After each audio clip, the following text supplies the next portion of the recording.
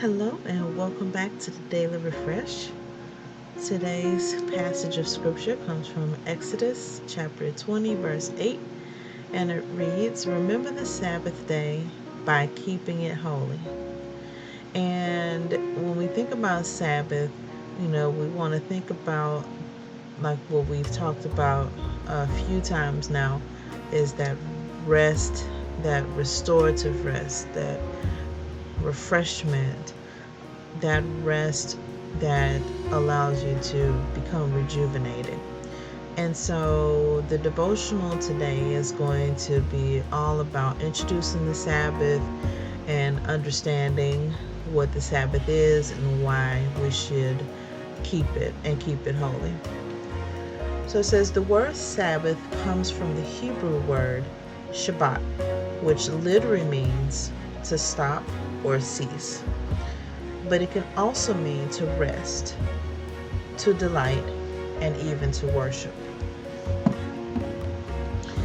The first time that Shabbat shows up is in Genesis 2, verses 1 through 3. God finishes the work of creation, and it says he rested, or Shabbat, from all his work. Notice God's Sabbath. So if God himself can Sabbath or have that rest, have that pause, then why can't we? Like, why is it that we feel like we have to go, go, go? And that's like almost like a badge of honor. If I just go, go, go and exhaust myself, then I have like arrived or I've achieved so much. But what is it that you've achieved? So I say, if God Sabbath, why shouldn't we? Abraham Joshua Heschel notes that God didn't Sabbath because he was tired or worn out from all the creating he did. Rather, his act of stopping was an act of creation itself. God stops, and in doing so, he creates a rhythm of rest woven into the very fabric of creation.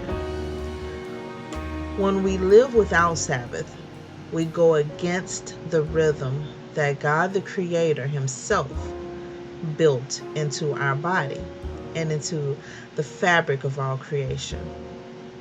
This is true on the negative side. When you don't Sabbath, you suffer the consequences: burnout, stress, trashed immune systems, brain fog, frayed relationships, distance from God, etc. But it's also true on the positive side.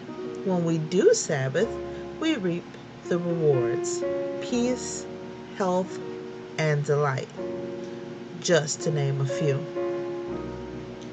But Sabbath isn't just an aspirational idea.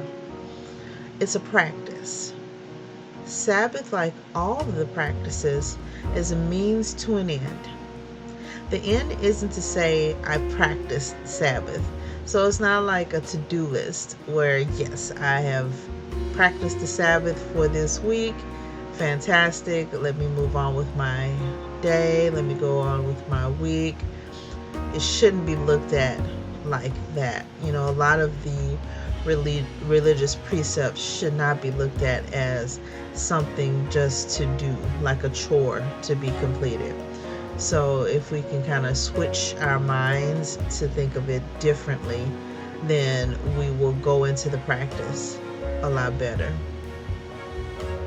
It's not even to be well rested and happy.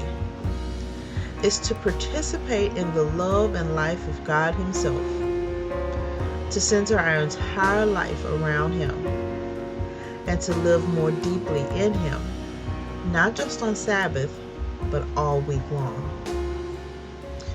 You do not have to live a Sabbathless life of non-stop exhaustion.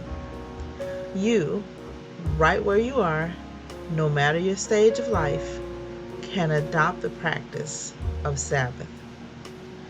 And you don't have to buy it or order it online or earn it. All you have to do is stop.